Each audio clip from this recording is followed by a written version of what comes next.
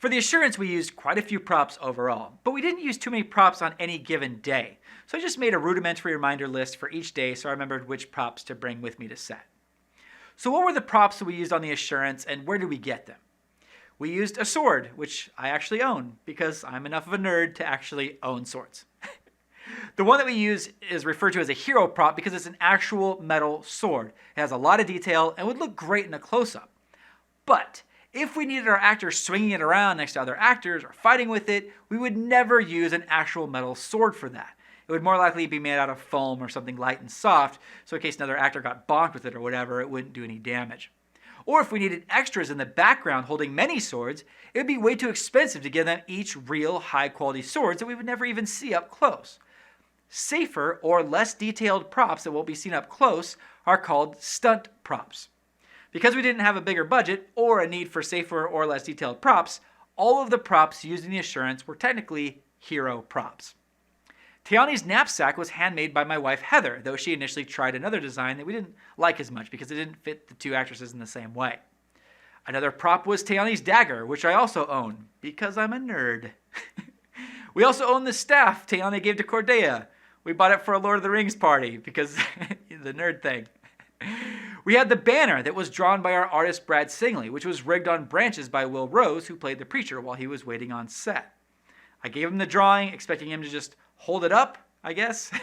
And while we were off working, he made this amazing contraption for it that added so much to the production value. We also needed a few fish for props, one on the shore, one in the campfire scene. In the film, it suggested that this is the same fish, but one was just a stunt double. Realizing that I wanted a couple of big fish for these scenes, I did a quick price check at the local fish market. As it turns out, large fish are quite expensive. I knew there had to be a better way. I mean, we're not going to eat these fish, they're just props. So at the local supermarket, I just talked to the butcher in charge of seafood.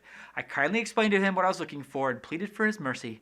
And he gave me one of our huge prop fish for only $1. He also gave me a bunch of gnarly fish guts for free because I was initially thinking that we'd make the fish stuff a little bit more gory. Of course, I decided in the end that this would just be too distracting, so I never even shot it. But in the future, if I ever need expired fish guts on the cheap, I know a guy. Now, because the fish aren't touched, it could be argued that they aren't props at all. They were set dressing. And, that's fair. But I initially thought that Cordelia might be spinning the spit or picking at the fish on the shore, and those were on-set decisions to not do those things, so I still considered those fish props. The charcoal sticks used for drawing were another important group of props. We just purchased these from a local art supply store. They were way too expensive, but they looked so authentic, and they were actually working charcoals in case we actually saw Tiani or Cordelia drawing, and we did, so it was worth it to me. The assurance drawings and burlap scraps were props, as well as the laundry Tiani was putting away in the hut.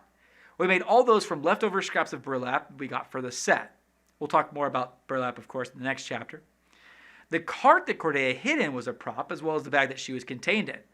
That was actually a great prop. We needed something that could hold Natty in it, but still looked rustic and could be conceivably homemade. Heather borrowed this cart from someone we didn't even know after posting a request to a Facebook group that she was a part of.